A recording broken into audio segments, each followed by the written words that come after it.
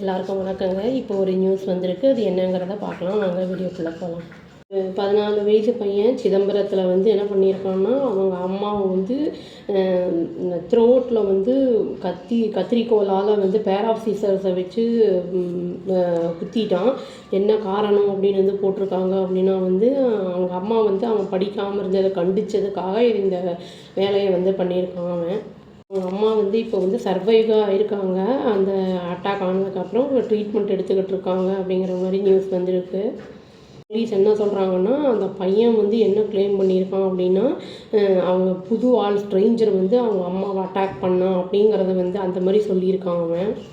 ஆனால் அவங்க அம்மா வந்து இப்போ கான்ஷியஸ்னஸ் வந்து ரீகெயின் ஆனதுக்கப்புறம் தேர்ஸ்டே அன்றைக்கி அவங்க வந்து கான்ஷியஸ்னஸ் வந்திருக்கு.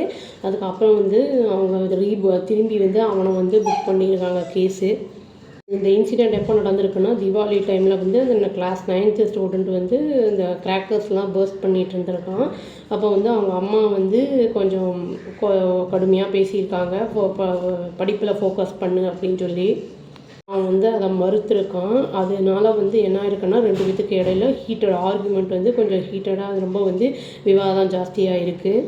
அப்புறம் தான் வந்து அவன் என்ன பண்ணியிருக்கான்னா, கோபத்தில் வந்து ஸ்டாப் பண்ணிட்டான் அப்படிங்கிறத வந்து சொல்லியிருக்காங்க. குத்தின உடனே வந்து அவங்க அம்மா வந்து ஹெல்ப்புக்காக கத்தியிருக்காங்க. உடனே நெய்பர்ஸ்லாம் வந்து அந்த இடத்துக்கு வந்திருக்காங்க. அப்புறம் அவங்க வந்து ஆம்புலன்ஸை கூப்பிட்டு அந்த ஹாஸ்பிட்டல் அண்ணாமலை நகர் அப்புறம் ஜிஹெச்சுக்கு வந்து அனுப்பி விட்ருக்காங்க.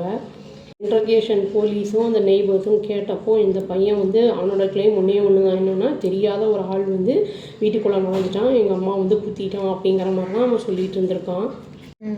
போலீஸுக்கு வந்து அந்த சந்தேகம் வந்து அவனுடைய ஸ்டேட்மெண்ட்டில் இருந்ததுனால வந்து திரும்பி கிரில் பண்ணி கேட்டிருக்காங்க. ஃபர்தராக வந்து கேட்கும்போது அந்த பையன் வந்து மெதுவாக சொல்லியிருக்கான், அவன் தான் வந்து அவங்க அம்மாவை குத்தியிருக்கான் அப்படிங்கிறத வந்து அவன் கன்ஃபர்ஸ் பண்ணிட்டான். அவங்க அம்மா வந்து தேர்ஸ்டே அன்னைக்கு கான்ஷியஸ்னஸ் திரும்பி வந்த அப்புறம் கூட வந்து அவங்க கம்ப்ளைண்ட்லாம் அவங்க வந்து ஃபைல் பண்ணல. பட் அந்த பையனும் அப்பா வந்து கம்ப்ளைண்ட்டு வந்து ஃபைல் பண்ணிட்டாரு. அவங்க அப்பா வந்து கம்ப்ளைண்ட் பண்ணதை பேஸ் பண்ணி என்ன பண்ணியிருக்காங்க, அந்த பையனை வந்து கவுன்சிலிங்காக வந்து கூட்டிகிட்டு போகப்பட்டிருக்கான். இப்போ இந்த பையனுக்கு வந்து 14 years ஆகுது. இது வந்து டீனேஜ் அப்படிங்கிறதுனால வந்து அவங்களுக்கு வந்து எல்லாமே அவங்க பண்ணுறதுக்கு தான் சரிங்கிற மாதிரி தோணும்.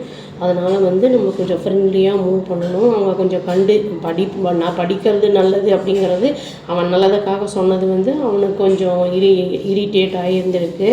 இப்போ வந்து இவனை கவுன்சிலிங் பண்ணிவிட்டு அவனுக்கு மேலே என்ன ப்ரொசீட் பண்ண போகிறாங்க, எப்படி என்ன அப்படிங்கிறது தெரியல. இவனும் வந்து அந்தளவுக்கு கோவத்தில் இந்தளவுக்கு போகிறான்னா அந்த தைரியம் எப்படி வந்தது அப்படிங்கிறதும் வந்து ரொம்ப வந்து ஒரு அதிர்ச்சிக்குரிய விஷயமா இருக்குது. நம்ம குழந்தைங்கக்கிட்ட முன்னாடியே சொல்லணும், இந்த மாதிரிலாம் வந்து பண்ணுறதெல்லாம் தப்பு அப்படிங்கிறது. இது நிலைக்கு ஏதாவது வாங்களா அந்த மாதிரிலாம் ஒன்றும் தெரியல. வெயிட் பண்ணி பார்த்தா தாங்க தெரியும். அவ்வளோதான். Thank you. Please do like, share and subscribe our channel and click the all option and tap the bell icon. Thank you.